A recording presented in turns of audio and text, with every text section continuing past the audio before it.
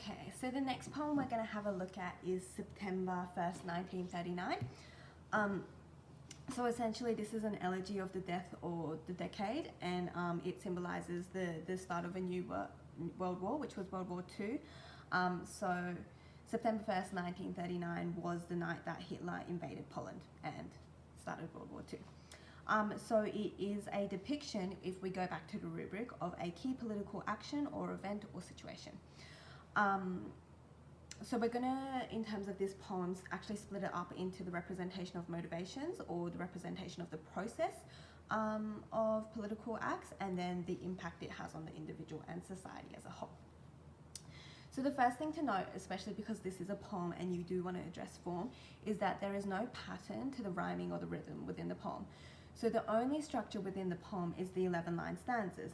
And I think the inconsistency of the rhythm and the rhyming that Auden creates is essentially how he represents and reflects the historical context of instability. The poem itself is lacking in structure, and it's quite jumpy, or it's quite, like when you read it, you kind of drift through it.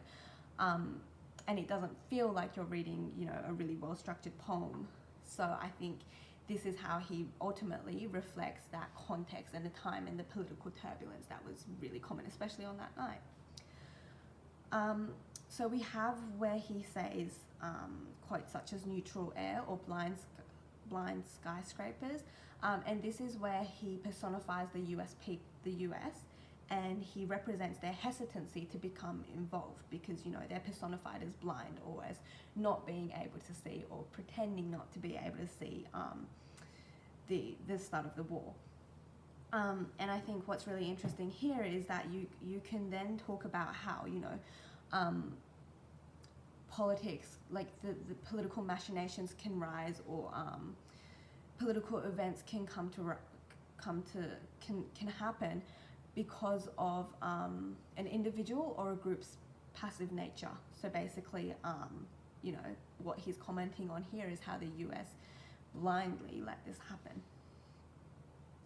We've also got this whole critique on the individual and their lack of concern, and their real inherent passiveness, where he says faces along the bar cling to their average day.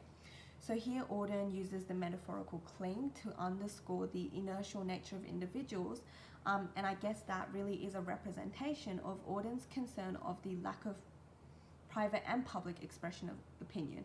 So again, he's really highlighting the passive nature of society as a whole. He then goes on to say, the lights must never go out, the music must always play. So here we've got imperative modals, so that's the lights must never go out, or the music must always play. And I guess what that really highlights here is the hopelessness that society felt, and their vulnerability, and as a result, how they escaped within distractions, and they attempted to deny the political reality of the fact that a war had just started. And again, here Auden is able to critique the society and how passive they're being, and how this passive nature, or this lack of expression of opinion, is ultimately what allowed a war to begin. And then as a result of that, he does create some really strong imagery to demonstrate that the political turbulence and the atmosphere of political despair and uncertainty, where he uses really emotive diction such as uncertain and afraid, or waves of anger and fear. That's actually a metaphor, but odor of death. And he accumulates this emotive diction in order to represent how there was this common obsession over global matters, but again, there was this sense of inertia where individuals weren't actually acting upon it, especially the US, and there was this sense of passive acceptance towards that, and this sort of combined with this hopelessness. So Auden actually does a really great job in terms of encapsulating the overall political atmosphere within the time. And then what we see is he actually also goes into the resulting ramifications, or the impacts of these political acts on the individual and society as a whole. So what he actually says is, what huge imago made a psychopathic god. So this is actually a Jungian reference to an unconscious idealized image, which represents how the people in Germany collectively responded to Hitler in an unconscious manner. So basically what this metaphor does is it creates, it likens the mental image of Hitler as God or Savior or a God, as in the quote. So basically what Auden does here is he highlights the ramifications of political acts or of political motivations, where entire societies can then blindly follow one leader, simply without questioning or without further knowing what their ideals will be. We also have where Auden says, to those whom evil is done, do evil in return. So this is actually a reference to the Treaty of Versailles. It's also, there's a bunch of techniques you can pull out from this one. There's chiasmus, where there's the cyclical nature of wrongdoing and deceit, so evil is done, do evil in return. And there's also the hyperlarge and biblical intertextuality.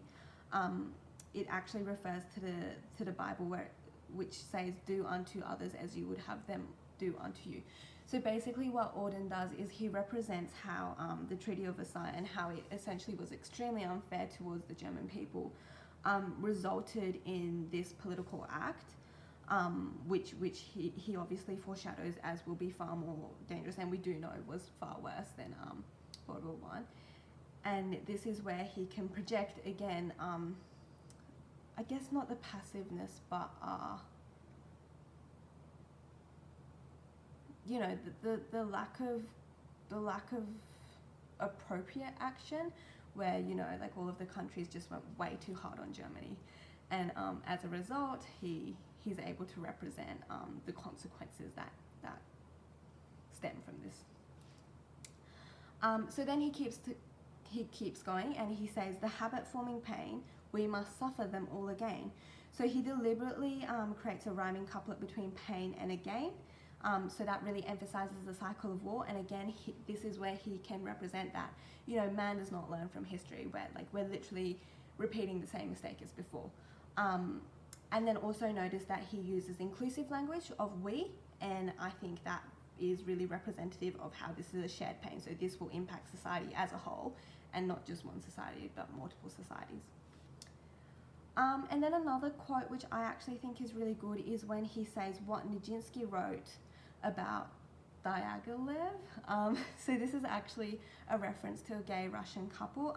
They were both ballet dancers, and their relationship was marked by intense rivalry and jealousy. And what it does, and it became really public, their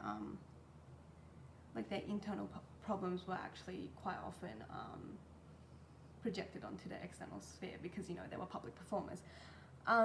And what this highlights is how the public crisis parallels or is replicated with it replicates the effects of private trauma.